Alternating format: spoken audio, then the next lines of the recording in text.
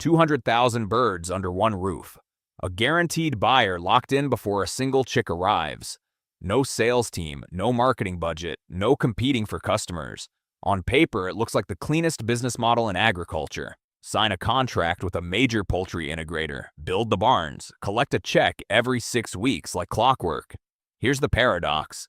The farmer who owns the land, owns the barns, and carries $1 million of debt against them controls almost none of the actual decisions that determine whether the operation survives. The integrator owns the birds. The integrator owns the feed. The integrator sets the price.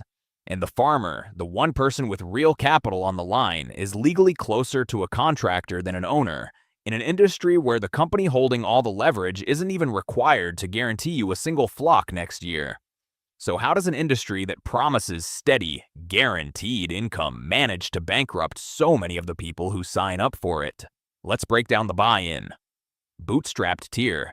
A single new broiler house, roughly 40 by 500 feet, built to modern tunnel ventilation specifications, costs between $250,000 and $400,000 including equipment. Most growers start with 2 houses to hit a minimum viable flock size, pushing the entry cost past $500,000 before a single chicken shows up. Nearly all of that is financed through a USDA-backed farm loan, because no bank will touch this without a federal guarantee behind it. Mid-market tier moves into a 4 to 6 house operation, the sweet spot most integrators actually want, running $1 to $1.8 million in construction and equipment costs. At this scale, you're managing automated feed lines, climate control systems, and mortality composting, essentially running an industrial facility that happens to be zoned as a farm. Institutional tier belongs almost entirely to the integrators themselves, companies like Tyson, Pilgrims, and Purdue, who own the hatcheries, the feed mills, the processing plants, and increasingly, the breeder flocks that supply every contract grower beneath them. These companies never touch a barn mortgage. They touch every single dollar of margin generated across the entire supply chain, from egg to package. Here's the mechanism nobody explains to you before you sign. Think of the whole system as a school where every farmer is graded against every other farmer, and only the grade determines your paycheck. That grading system is called the tournament system. Growers deliver flocks to the processing plant, and their pay isn't based on a fixed price per pound. It's based on how efficiently they converted feed into bird weight relative to every other grower who delivered flocks that same week. Beat the average, earn a bonus. Fall below it, and your check shrinks, even if you did everything the company told you to do. The second insider term is feed conversion ratio, the pounds of feed required to produce 1 pound of live bird weight.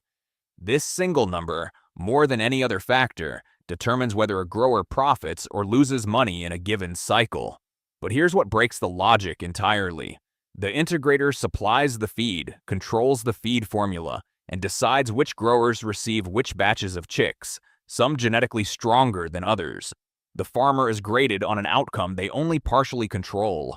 Now walk the actual barn, because the physical design reveals the entire liability structure. Modern broiler houses are engineered as sealed climate boxes. Computer-controlled ventilation holding a chicken house within a 2-degree temperature band across 500 feet, because even mild heat stress shaves days off the flock's growth curve and destroys the grower's feed conversion score. This isn't comfort engineering. It's a precision instrument built to protect a number the farmer doesn't control the inputs to.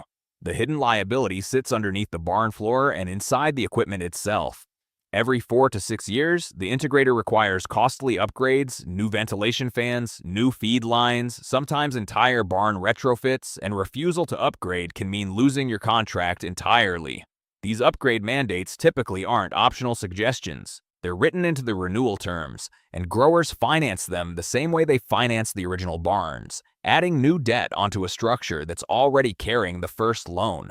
Now the case studies, because the fatal flaw here isn't the birds. It's the leverage built into the paperwork. In the mid-2010s, a wave of poultry growers under contract with Purdue Farms and other integrators found themselves financially stranded after companies quietly reduced flock placements or shortened contract terms in specific regions following processing plant closures and shifting demand.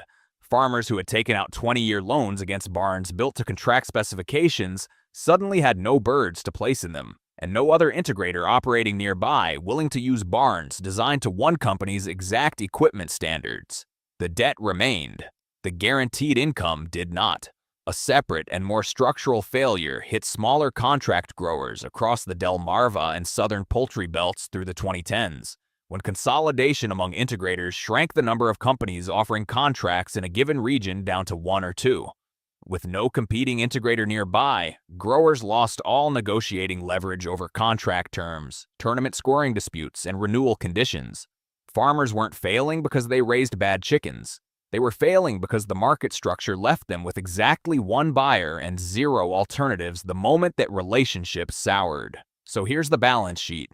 The entire industry runs on one equation. The farmer carries all the fixed capital risk, while the integrator carries none of it and controls every variable that determines the outcome.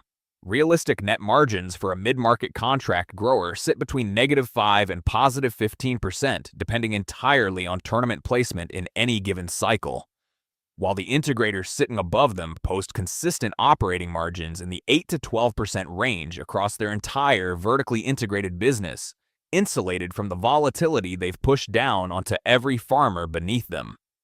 Tyson Foods didn't become one of the largest food companies in America by owning barns. It became one of the largest food companies in America by making sure someone else owned the barns, financed the barns, and absorbed the risk of the barns, while Tyson kept the hatchery, the feed mill, the processing plant, and the brand. The system was never built to make the farmer secure. It was built to make the integrator's supply chain risk-free, and the farmer merely gets to keep making the mortgage payment.